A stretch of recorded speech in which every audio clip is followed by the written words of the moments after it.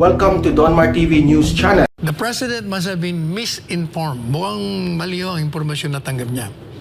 So it is not accurate to say, and in fact, it is incorrect to claim that the Yolanda Rehabilitation Program nagsimula lang, according to President Marcos Jr., 2 years ago. At ang Aquino at ang Duterte administrasyon ay walang gawa kaugnay dito. Agad na pinasinungalingan ni dating Chief Presidential Legal Counsel Attorney Salvador Panelo ang pahayag ni Pangulong Bongbong Marcos matapos nitong sabihin na walang ginawa ang mga administrasyong Aquino at Duterte para maibangon ang lungsod ng Tacloban matapos itong bayuhin ng Super Typhoon Yolanda taong 2013. Well, it's part of our continuing plan for the the rehabilitation of what's happened, because even up to now, some of the governors, I was talking to them, some of the other officials, hindi talaga pa tayo nakapag-fully recover. Hindi ba natin masasabi na kapag fully recover pa na tayo sa Yolanda. So that's still that all those rehabilitation, you know, we only really started 2 years ago, because nothing was done in the previous administration, nothing was done in the administration before that. So, how long? 12 years on, ngayon pa lang talaga natin na inaasikaso ng mabuti. Sino bang makakalimot sa ginawang paghagupit ng super bagyong Yolanda sa Visayas? Ang iniwang pinsala ng pinaka-nakamamatay na unos na bumayo sa Pilipinas, kumitil ng mahigit 6,300 buhay at sumira sa mga tirahan ng daan-daang libong individual. Si dating Pangulong Noynoy Aquino ay naglabas ng Memorandum Order No. 62 Series 2013 para sa paglikha at mga tungkulin ng Presidential Assistant for Rehabilitation and Recovery o PAR para pangasiwaan ang paggawa ng mahigit 160 billion pesos na Comprehensive Rehabilitation and Recovery Plan o CRRP at ang implementasyon nito. Sa isang dokumento na ibinigay ng Department of Social Welfare and Development o DSWD kay Attorney Panelo, makikita ang iba't ibang accomplishment ng pamahalaan hanggang taong 2017. Noong Disyembre 7, 2017, may kabuuang 1,150,636 families o 110% ng kabuuang CRRP target na 1,048,637 families ang nakinabang o nakatanggap ng kanilang tulong. Samantala, ang Administrasyong Aquino ay nakapagtayo ng 160,000 pabahay at nagsimula kaagad ang distribusyon nito noong 2014.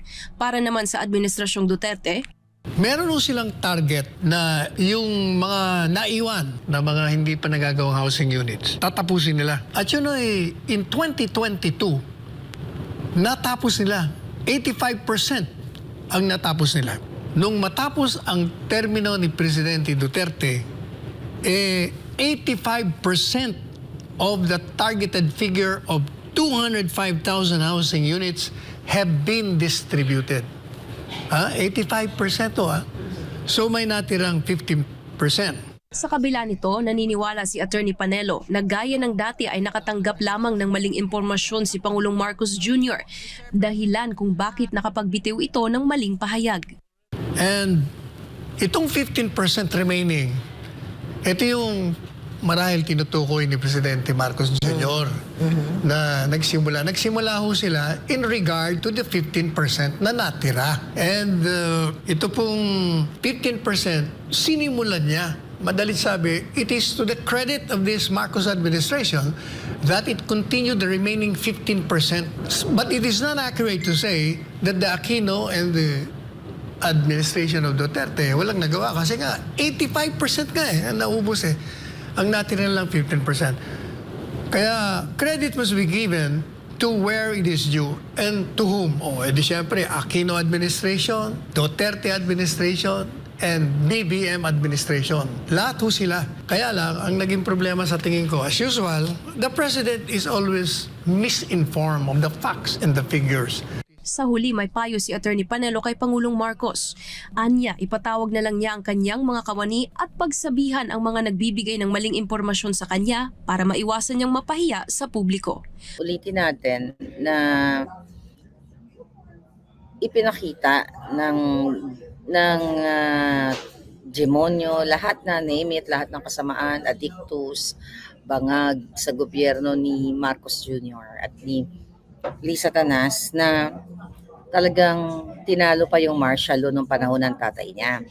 Kasi yung martial law nung panahon ng tatay niya, yung panahon na yun, walang social media eh. At ano yung tubig? Ayan, nasa gitna tayo. Okay. So ngayon, nung panahon ng kanyang tatay ay walang social media. Ngayon, harap-harapan ng nakikita ng taong bayan real time through cellphone. Pero balahura, balasubas. Sabi ko nga, nilagpasan nila ang demonyo. Nakalabas na? Fake news daw, sabi ni Salki ko. No, kasi kaka-receive ko lang. Sa akin yung, hindi sa akin yung una, pero wala, fake news yun. Fake news. Kasi kaka-receive ko lang ng balita. Ang importante, ano siya doon, safe siya. At tough naman yun eh. At ayon sa ating mga nakuhang information, joyful pa rin si JM, Chantan Morales, kasi nakita ng taong bayan na kung ano yung pagmamalupit o pagsasilence sa kanya at sa ating lahat. So I'm looking forward sila Joey at ang iba pang mga sumusuporta, Joey, si Sas, at ang iba pang mga sumusuporta kay JM at yung mga vlogger, yung mga maisog dyan sa Pilipinas, no? Mga maisog sa Pilipinas ng mga vloggers ay sumuport sila dun sa Senate. Sorry for my voice, bedroom voice tayo ngayon kasi baka magulat yung mga audience ko at magwala ako dito. But again, mga kababayan, eto lang yan. Lahat ng ito ay merong purpose para na-uncover na natin para galitin ng Jutang Ginimes na gobyernong ito ang taong bayan, ang mga kaparian, ang mga kapulisan, ang lahat ng Pilipino. Ito po ay adya. Sabi ko nga, adya ng Diyos. Sa lahat ng naniniwala na mayroong gumagalaw. May supreme being na gumagalaw na nag-guide sa atin. Sabi ko nga 6 hours ago, bagamat tayo ay sugatan ngayon at humaharap sa mga pasakit o pang-aapi ng mga yawang mga bangag na ito, di ba? Ang bukas ay nagbabadya ng tagumpay. You have to believe that na tayo ang magtatagumpay. Hindi yung mga adik, hindi yung mga bangag, mga smuggler, mga kidnapper. Okay? Sabi ko pa, ang kasalukuyang pagmamalupit ng mga Jutang Ginimes ng mga addictos benedictos ay pansamantalang hamon lamang. Ito yung way o daan patungo sa tagumpay. Kasi kailangan makita ng taong bayan, lalo silang mahubaran. Diba? Yung pag-suppress, silence, pag-cancel nila, ito yung magti-trigger sa taong bayan. Kaya nga sabi ko mga palangga, lalong lalakas ang ating power dahil sa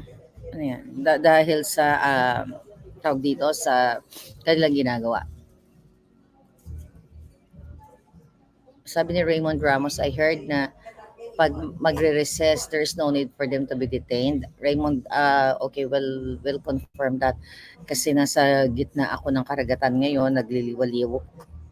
And it's gonna be more days to come. Nasa gitna tayo ng karagatan. So, tignan natin. Totoo po kaya yung kay ex-Senate President? Ang alin po? Sabi ni Summit 75, ang government dyan sa atin ay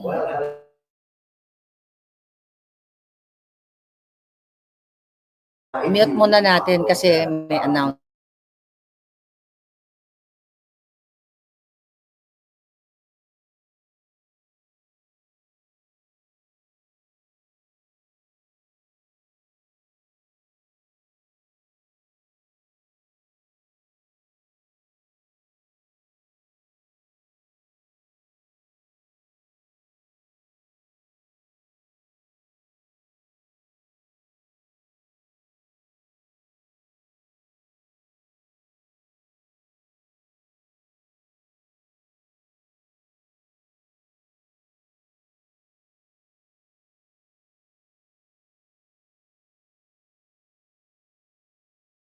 May announcement lang palangga, wait lang.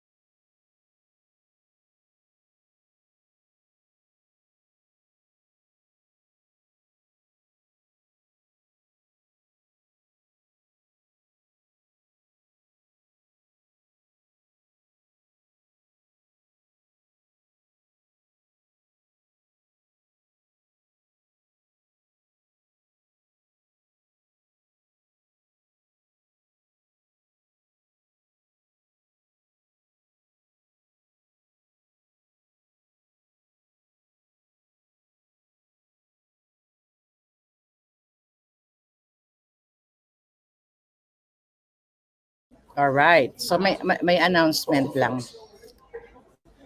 Okay, tapos na yung announcement. Maingay kasi. Okay, so ngayon balik tayo. So yun na nga mga palangga.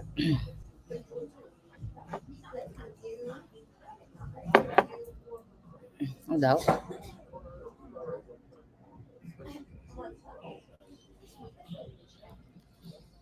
Okay. So, ito na nga, di pa nagkaroon ng pag-resign si Mig Zubiri. At naka-ready na nga na nanumpa si Chis Escudero. Lahat talaga planado. Lahat planado ito. At ito ay based on sa statement na ni Mig Zubiri ay talagang mayroon daw malakas na power o mataas. Mas, hindi naman tayo, talaga sino pa ba ang mataas sa Senate President? So, hindi man niya sabihin diretso, pero ang nasa likod lahat ng pag-reshuffle, pagtanggal sa kanya, not actually reshuffle, pag-resign niya at vote out sa kanya as a Senate President ay impluwensya ni Marcos Jr. at ni Lisa Ahas. Ano? Okay, mamaya natin i-confirm yung mga nagko-comment. Hindi ko alam kasi nasa gitna ako ng karagatan. So, hindi ko pa alam ang mga pinagtatanong ko ngayon. Ito, mga kababayan, lahat yan si Lisa. Ito yung pinakamalungkot na moment. Lahat yan si Marcos Jr. ang may kagagawan nung pag-vote out o pag-sipa o pagtanggal kay Mig Zubiri. Actually, bigla ako naawa sa kanya. In fairness sa kanya, nung third hearing, di ba nag-statement siya dun sa PIDEA Leaks na siya ay nagagalit sa kanya yung both DDS at ang Malacanang at ang mga BBM supporters. So may pressure sa kanya. Alam mo, eto lang ang point ko. Dito natin makikita na even ang mga senators natin ay nasisindak sa presidente at kay Liza Tanas. Kung mismo si Zubiri ay may takot ni hindi nga niya mapangalanan kung sino yung highest personalities o pinakamataas o pinaka-powerful. Sino pa ba pinaka-powerful sa Pilipinas? Kundi yung mga bangag. So yan yung sad moment ng Pilipinas. At ang pinaka-sad moment, ito naman palang si Senator Bato at si Senator Bongo, lahat ng PDP laban na pambato, okay, ay bumoto sa kanya para matanggal siya. Yun yung pagtatraidor din, ano? Pagtatraidor sa kay Mig Zubiri, dahil sabi ni Mig Zubiri, ang reason yata na kung tama yung pagkaalala ko sa kanyang sinabi, na yung reason kung bakit pinagkaisahan siya or may puwersang magtanggal sa kanya dahil dito sa PIDEA Leaks na to at pagbayad niya na magkaroon ng hearing at dun sa charter change nga nung January pa to. Although may vlog tayo dyan kasi ayaw nga niya yung charter change, di ba? Dahil ito nga ay initiated again ng Malacanang at nitong ni Tambaloslos. Balikan natin nung January of 2023, not this year. nung time na inexpose natin si Michael Ma na business partner ng bangag na gobyernong ito, nila, nag-meeting o miniting ni Bangag Jr. We'll see kung nandito yung andito yung picture. Tignan natin kung nandito pa yung picture para nyo, maalala ninyo. Yung legislative, here, nandito. Remember that, mga palangga? That was 2023, no? Tumatawag si, Baby Dal. Sagutin mo muna. So that was 2023. President Ferdinand Marcos Jr. met House Speaker Ferdinand Romualdez Marcos Juan Miguel Zubiri, March 27 to catch up on the administration legislative agenda and plans for 2023. Alam mo, yan yung time na yan, nung putok na putok o in-expose ko ang business partner ni Lisa at ni Marcos Jr. na si Michael Man na smuggler. So, miniting niya si Zubiri at saka si Tambaloslos. Ang sa akin naman, no, Senator Migs, naawa ako sa iyo na even si Senator Bongo, o I don't know kung ano yung relationship ninyo, but particularly kay Senator Bato, ay binoto ka para matanggal ka sa iyong presidency sa Senate. Total, sabi mo, naninindigan ka sa tama. Kaya, nag-press con ka. Bakit hindi mo sabihin sa taong bayan kung paano ka pinigilan ni Marcos Jr. na hindi magkaroon ng Senate hearing sa smuggling na kinasasangkutan ng asawa niya ni Martin Araneta ng pamilyang Bangag. Once and for all, para lalo kang mahalin ng taong bayan. Ano bang kinatatakot mo sa isang Bangag? Alam mo kasi ang nakikita ko sa inyo, I'm sorry, pero lahat kayo walang balls. Takot kayo lahat. I wish pwede kong bigyan ng bonggang-bonggang diin right now. It just so happen nasa public ako. Takot kayo. Kung takot ang dating Senate President, kung si Senator Bato ay nag-traidor sa'yo dahil natakot kay Lisa, okay? Itong mga senador na sumusuporta kay Pangulong Duterte, si Senator Bongo, ay sila Padilla, sila Tolentino, kung sino pa man, ay nagpakita ng kaduwagan. Even though nag-speak out ka, Senate President or Mig Zubiri, nag-speak out ka na mayroong mas powerful forces na nagpatanggal sa'yo. I think hindi yan katapangan. Kasi if you are really brave enough to speak up, to speak out, to tell the whole world kung sino, i-point mo, i-ano mo na. Sabihin mo na yung pangalan, sabihin mo wag na yung buwakan ng ina, ako na lang yung buwakan ng inang mga adik sa Malacanang. Yung mga jutang ginimes na mga smuggler at kidnapper, sila ang dahilan kung bakit ako tinanggal sa presidency, kasi dahil dito sa pinayagan ko si Bato na mag-initiate o mag-open ng hearing sa PIDEA leaks. Yan yung matapang. Kung si Zubiri ay takot na mapangalanan, definitely takot siya. Kaya definitely lahat takot.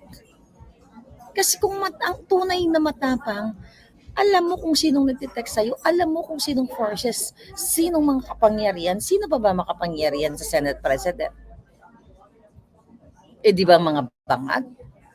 So, nakakaawa, pero nakakaawa yung pressure, gano'n. Kasi ako, Jotang Jenina, I don't buy that pressure. Diba? Independent nga kayo, diba? Kaya nga may 3 branches of government.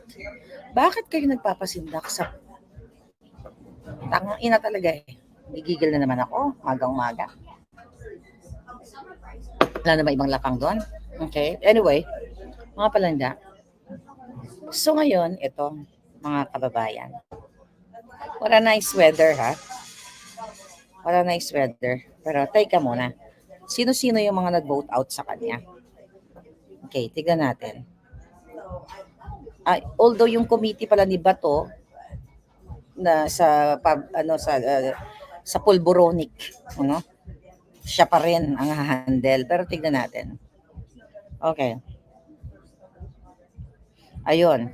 Ang bumoto para matsugi si Zubiri, o magka-rhyme yun, matsugi si Zubiri, si Escudero, Estrada, Revilla, dalawang Kayetanong magkapatid na sobrang ano pinagsasabi sa mga Marcos na yan.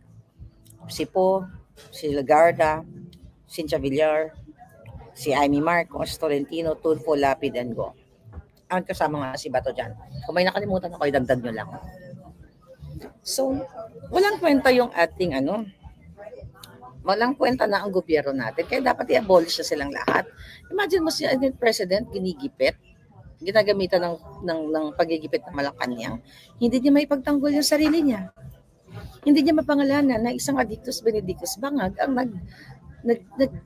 sa kanya, nagpatanggal dahil nga ditanggal siya sa pwesto dahil pinapayagan niyang ma-expose o pinapayagan niyang mag-hearing yung tungkol sa PIDEA leaks dahil gustong malaman ng taong bayan na si Marcos Jr.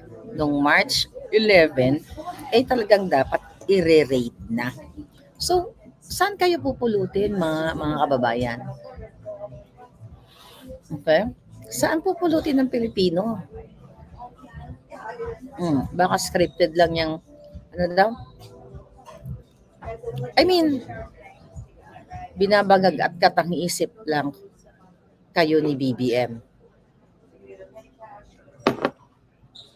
So, sabi mga kababayan, sa kayo pupulutin, duwag silang lahat. Tayo lang lumalaban sa mga jutang genimis na ito.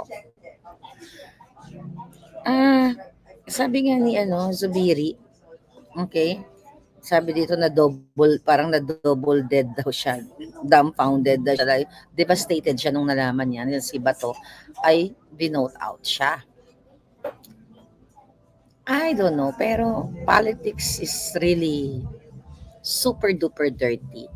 At kaya mo ibenta ang kaluluwa mo, ang kipay mo sa ngalan ng nila, ang mga naphthalene balls nila, sa ngalan ng power at money.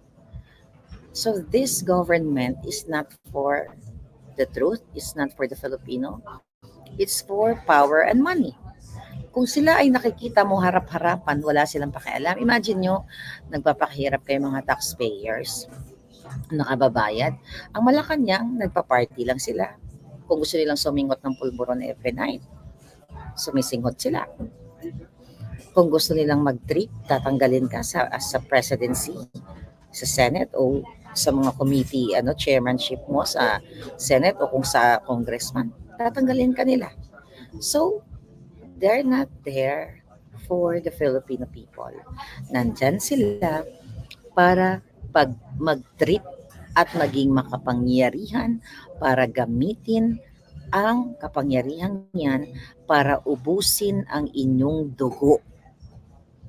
Imagine nyo, yung si Kumar, yung James Kumar, nagdrama-drama, nagsorry pa si Senator Bato, nagdrama-drama si Kumar na nasa hospital, tapos upon checking, yung kanyang robe, hospital robe, it's not from hospital, it's from the hotel robe. Nagdrama-drama na kunyari, saan ka nakakakita ng nagkaroon ng heart attack, tapos nakakapag-emote pa ng ganon. Yan ay pag-iinsulto at pagmamaliit sa utak ng taong bayan o sa kaisipan ng taong bayan. Pero, huwag kayong magwawalan ng pag-asa. Even though minsan nakakapanglumo, sabi ko nga, ito ay ginagamit lang ng Diyos na makapangyarihan sa lahat para makita ninyo at makapag-isip kayong lahat.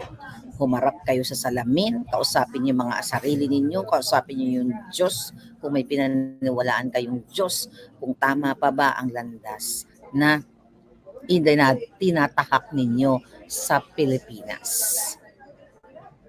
Hindi naman, yung mga nagtatanong, anong gagawin natin na kulong si Muras? Hindi naman siya makukulong dyan forever. Okay? Huwag kayong nagpapaniwala sa mga vlogger na mga basura. Yan o. Yung akala mo kakampi para sa bayan, pero mga basura. Mataas, in high spirit si Agent Morales. And we will win this fight. Hindi mananaig ang mga bangag kung hindi nyo sila hahayaan. The power is in your hands, sabi nga. Ngayon, kung magpapaniwala lang kayo sa mga basura, talo kayo. Know what I mean?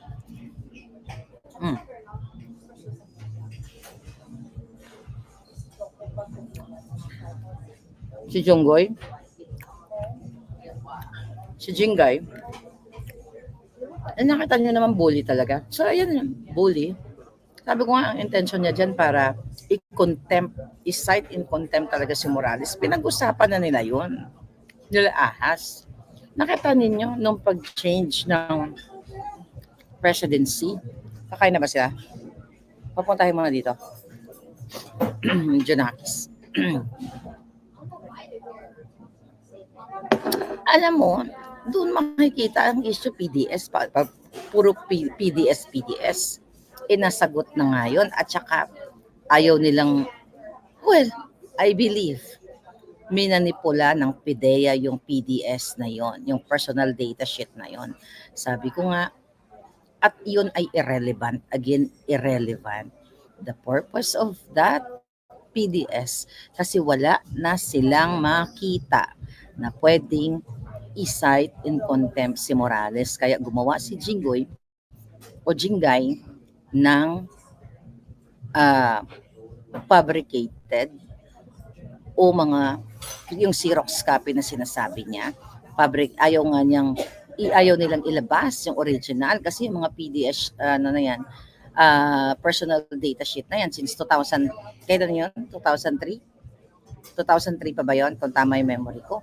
Hindi mo lahat matatandaan din talaga kung ano yung mga sinulat mo doon sa personal data sheet mo. But again, sabi nga ni Attorney Badong, hindi niya ilalagay na no doon sa question na kung na-charge pa siya o may kaso siya. Kasi meron and acquitted siya or dismissed siya. So yun ay gawa-gawa ni Jingay. Ikaw, Jingay, nagkamali pala ako doon sa kanyang boylet. Hindi daw from LA, taga San Francisco. Wala naman akong pakialam kahit tumuwad si Jinggoy eh. Kahit magpasok siya ng pototoy ng kabayo sa niya eh. Sa niya iba papasok. Sa wetbox niya. I really don't care. Personal yan. Pero inataka niya ng personal si Agent Morales, edi sasabihin na natin yung mga sinabi sa atin ng mga taga San Juan na nung nakulong siya, dalawang artista daw ang na boylet ang bumibisita sa kanya. At meron pa nga pangalanan ko ba? At meron pa siyang okay, sige, ganito natin bigyan natin dito. Kami message na sa akin. Meron pa siyang gustong tsorbahin, nag-hank na hank, gwapong-gwapo, ang pangalan Wendell. Pero Jinggoy, hindi ka daw pinansin dahil hindi siya pumapatol sa katulad mong ganin na sa Ilonggo, patakal.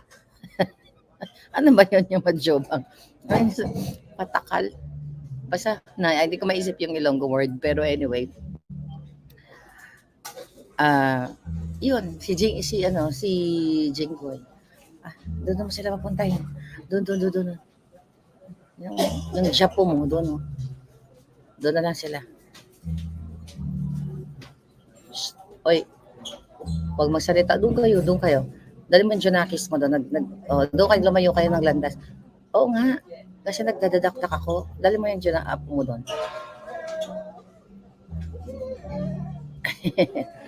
Okay, breakfast time na kasi mga palangga. Butakal pala, sabi ni Violeta Dalamon. Butakal, gali. Butakal. Ang patakal sa Ilonggo, yung pakangkang. Patakal. Magjijinga yan dito eh. Bang, pogi-pogi ni Palangga. Ganda ng outfit today. Anyway, si Sky Girl patakal. Butakay sa Bisaya. Okay, mga kababayan. Hi, Jiminishi. Okay. Sabi ko nga, wala, alam mo, wala naman din talaga tayong pakialam kung ano yung preference ng tao. Ako, pokling din ako eh. Pero yung magmamalinis ka, Jinggoy, yung PDS, ni Morales, sinasabi mo, dishonesty, pero gawa-gawa mo, humarap ka sa salamin ng mga butakal at tanungin mo ang sarili mo kung paano kang tumuwad-tuwad at hindi bagay sa yung tumuwad actually. Mambuisit na nga lang tayo. 'Di ba? Iyo kadiri no. Najijiyak ka. Dali mo na yun doon. Gerald. Basta Gerald at saka ano. Bakit si Cheese Darna? Si Cheese Darna din yan. Di ba nagpakilay nga? Okay, so mga palaga, huwag kayong malungkot. Part lamang ito ng ating pagsubok. But again, sabi ko nga, mas lahat tayong malakas. Ito si Jingo, yung kapal na mukha, no? Alam mo, hindi sa'yo bagay maging pokla. Bagay sa'yo sa ano eh, dun sa lamawan. Wala na naman tayong problema. Kasi ako, sabi ko nga, marami ako mga kamag-anak na jokeling eh. Walang masama doon. Ang problema kasi mga palangga, na akala mo siya yung pinakamalinis na nilalang sa buong mundo at yung PDS na yung ginamit niya para makontempt sa Morales, pero siya, binibili niya ng Bentley ayon sa ating source. Ayon sa ating source, galing sa Kabanambayan at pag pumupunta sa San Francisco, kasino siya ng kasino gamit ang pera ng bayan. Alam niyo, yan lang ang nilalatag sa inyo. Ganitong klaseng mga senador, mga kongresista. Kaya kawawa talaga kayo sa Pilipinas. Magiging forever kayong OFW. Nauuwi na lang kayo sa makakauwi lang kayo sa Pilipinas kapag hindi nyo na kayang magtrabaho.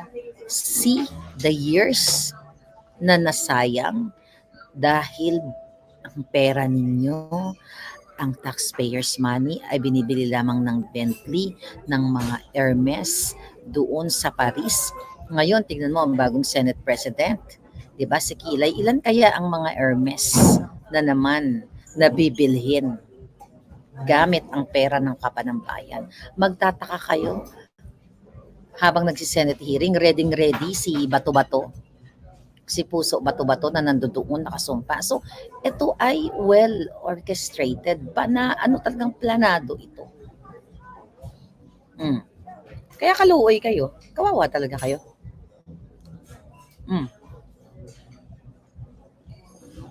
Si Jingay. Masama maging bading. Ako, bakli nga din ako. Yung anak ko nga bading. Lahat kami magpamilya bading. Yeah. Lahat kami bakling. Wala namang problema. Kaso si Jinggoy, hindi bagay sa kanyang iyo. Imaginein mo, kadiri umagang-umaga kumakain pa naman ako. Imagine mo yung isang butakal tumutuwad-tuwad kay Gerard. Kadiri, sino ba yung Gerard na yun? I'm not sure kung Gerard or Gerald. Gerard or Gerald. Yeah, si Jinggoy ay convicted. Kadiri, pinag-usapan natin. Pero again, we will fight. Wala daw alam si Gerald. May Gerald pala dito. Sabi ni Gerald, wala daw siyang alam. Is it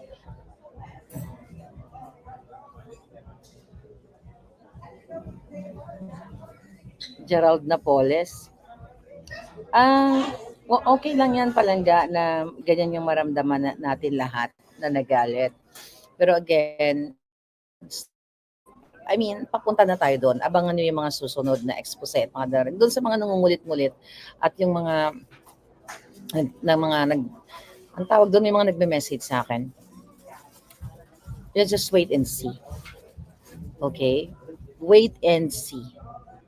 Huwag kayong panghinaan. At yeah. Okay, so tingnan natin, baka may bagong message. Okay? May nag-message si Puting Ahas.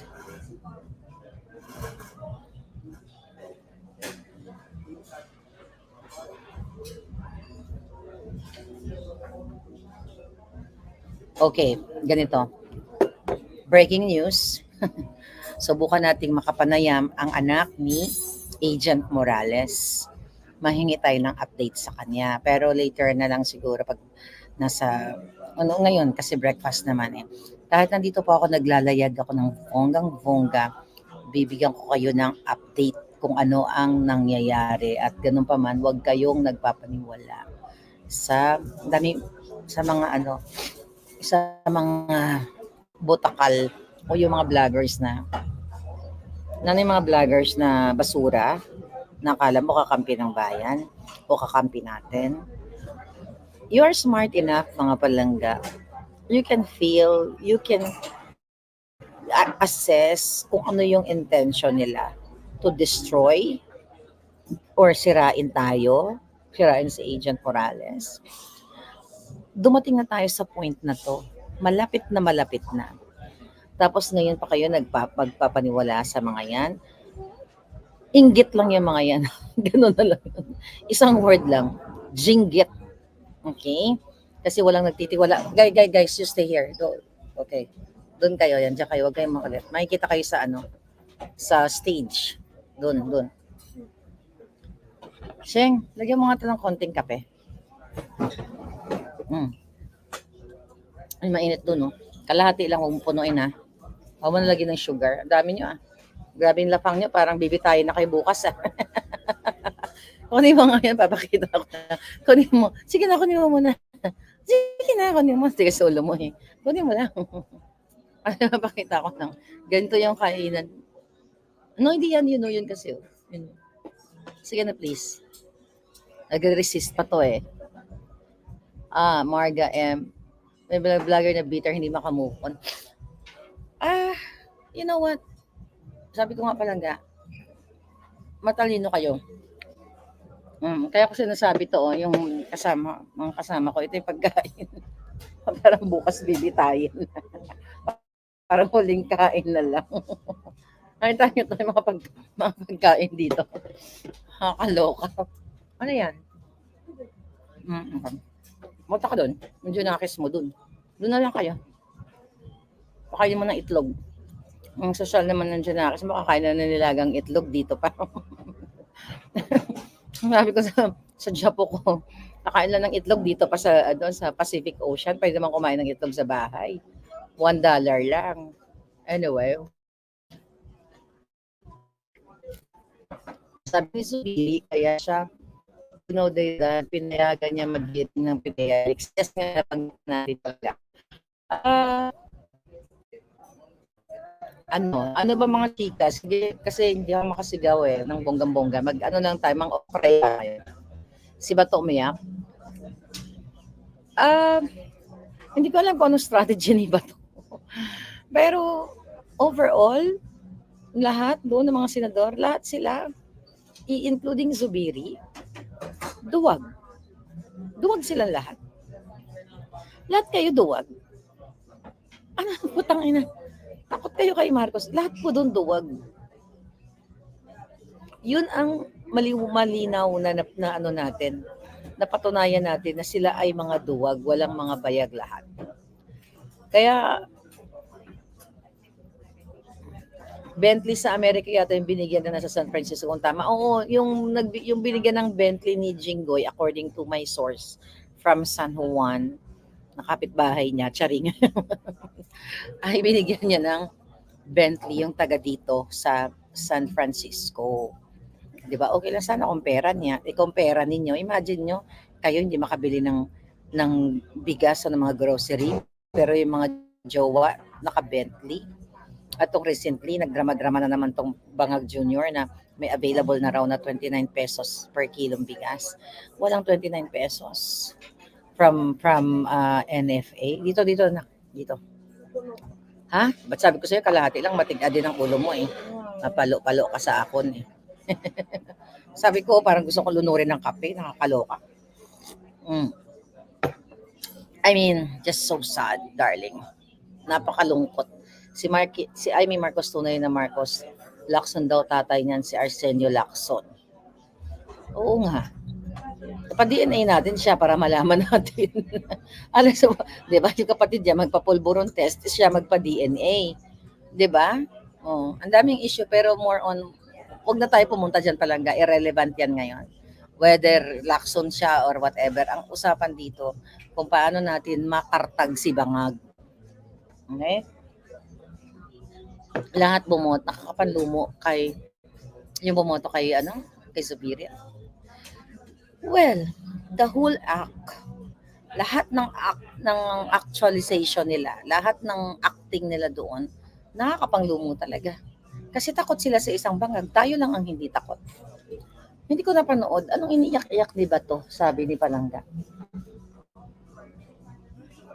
Anong iniyak-iyak? Oo, wag na yung kay Amy, wag na yung kung sinong tatay niya, hindi na importante ngayon yan kung sino ang tatay niya. Ang importante ngayon kung paano natin mabasag ang mga bangag. Matagal magorgor ni Lisa Tanas, sabi ni Jimmy Nishi. Nag-answerve na nga ako sa kanila. Tama. Katama ka kung totoong equal ang kapangyarihan, executive, legislative, and judicial. Wala nang equal na kapangyarihan. Tingnan mo, takot yung mga senador nyo. Mga palangga, yung mga negosyante, the reason why nakaka-survive sila, kasi nagkikiss-ass sila sa gobyerno. Nagbabayad sila, nagbabribe sila. Kaya sabi ko nga, much more ikaw na ordinaryong citizen. Wala nang alam mo kung pwede nga lang kayo lumabas na lahat sa Pilipinas, kung meron kayong lilipatan, you will do that, di ba? It's sad to say na nasabihin na maganda ang Pilipinas, mahal natin ang Pilipinas, napakaganda, tayo ay mga people-friendly, tayo ay mga warm people in the whole wide world. Minamahal tayo ng iba't ibang lahi, which is now right here, dito sa Cruz, ang daming mga Pilipino, mababae, magagaling, pero hanggang doon lang yung recognition natin. Hindi ba pwedeng maranasan natin o ma-feel, ma-enjoy natin yung pagiging mabait, pagiging world class natin sa sariling bayan. Hindi enough yung nandito ko, you guys Filipino ay ganito, ganyan, you're good people, you're smart people, proud to be chuchu. Hindi nakakain yung mga ganyang papuri. Mas maganda yan kung mismo sa loob ng bayan mo, talagang proud ka kasi hindi mga traidor ang gobyerno nagpapagalaw sa Pilipinas.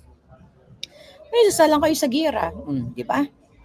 Sasalang kayo ni Kuting. Kaya sabi ko mga sir, mga ma'am, I think hindi kailangan ko sabihin sa inyo na gumising kayo Kasi matatalino naman kayo Yeah. Matatalino naman kayo ng bonggang-bongga. Nakikita nyo naman na Kongreso, Senado, mga duwag, even sa judicial, duwag ang nagpapatakbo bangag. Tapos wala kayong gagawin, di ba? Wala kayong gagawin ng